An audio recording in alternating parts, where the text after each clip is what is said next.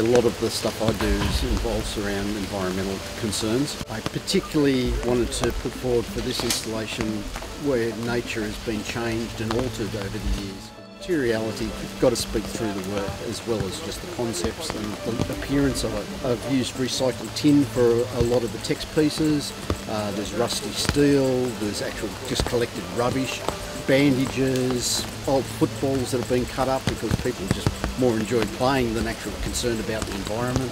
There's all the different pieces. I've used an old axe embedded into pieces of material, burnt timber, tried to put everything in it.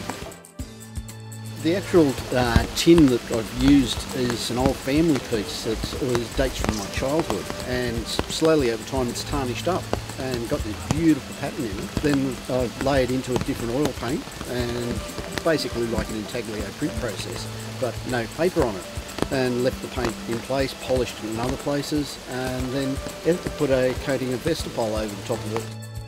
To be involved in something that is going to be as huge over the years, first up, I'm really happy, really happy. It's called Distant Time, and it's really much about the relationship of how the living things on this planet have evolved and become, and it's all about layering and intermixing and interlacing. It's also about the forms. The forms they're both same and different to what you find in the forest. The simple forms, pyramidal, like trees, we see lots of pyramidal forms in the forest here. The bright red, that's sort of really a discussion about the inside of things, the blood, the moving through, the becoming, and opening up of what's inside.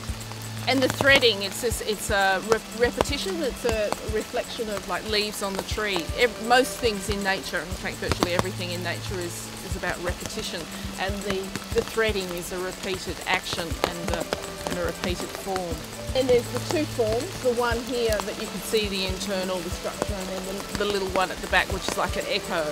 Now the wire, I love using metals, but in this case I was wanting to use a found material. This is old fencing wire. I do use a lot of plastic threads in a lot of my work, but in this work that it was really important that it was ephemeral, that it was able to deteriorate into the earth. So the metal will rust and the woolen thread will just become part of the earth.